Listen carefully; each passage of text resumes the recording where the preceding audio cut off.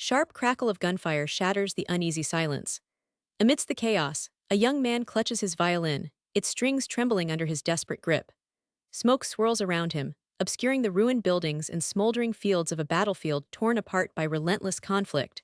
His eyes, wide and haunted, betray a soul scarred far deeper than any wound. How did this musician survive the hellscape of war? And more importantly, what became of the melodies he once played with innocent joy? Milliseconds after the blast, a haunting tune rises from broken lips, carrying a message of pain and hope amid devastation. This is the untold story of a war-torn musician whose music transcended destruction and became a beacon for resilience. In 1943, in a small Eastern European town swallowed by the throes of World War II, life was steadily suffocated under the weight of brutal occupation. The cold mud clung to boots, the smell of diesel seeped deep into lungs, and the ever-present silence between bombardments held a grim promise of death. Here lived Anton, a gifted violinist barely into his 20s, whose spirited melodies once filled village squares with laughter and light. That world, vibrant and full of promise, was slipping away beneath the blood-stained sky. The invading forces unleashed a merciless assault, turning Anton's peaceful home into a graveyard of dreams. It was on a bitter morning, under a sky bruised with smoke, when Anton's family home was reduced to rubble. The violin, a cherished gift from his late mother, lay broken amidst the debris. The moment shattered more than wood and string, it broke his spirit, but not his will to resist. Forced to flee, he found himself swept into the endless tide of refugees, a ghost among the living dead. Amidst displacement and despair, Anton's music changed. No longer simple melodies of joy, his songs bore the weight of sorrow, loss, and defiance. Each note mourned the fallen, yet boldly whispered of survival. It was in the shadows of bombed-out churches and deserted villages that he found his unlikely audience, soldiers from opposing sides, who lent ears to his haunting tunes. Here, music became a quiet rebellion, a fragile bridge of humanity between enemies. The struggle was relentless.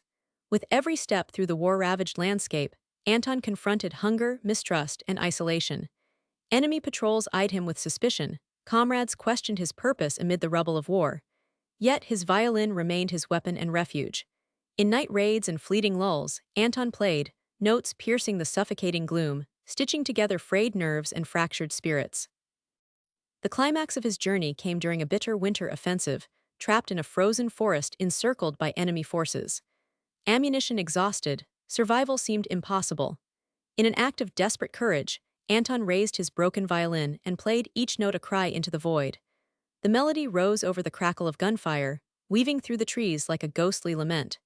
It held the enemy at bay, stunned by the unexpected humanity piercing the cold fury of war. Soldiers, hardened by years of combat, lowered their weapons, momentarily united by the fragile beauty of music in the face of obliteration. But the bitter truth remained harsh. This moment of shared silence was fleeting. The war ground on, devouring hope and infecting souls with despair. History books omit these intimate battles of spirit, the silent resistance against hatred and destruction. Anton's story reveals the brutal reality that war not only destroys landscapes, but ravages art and the human soul. Music became a secret weapon of survival and solidarity, echoing the pain of millions trapped in conflict.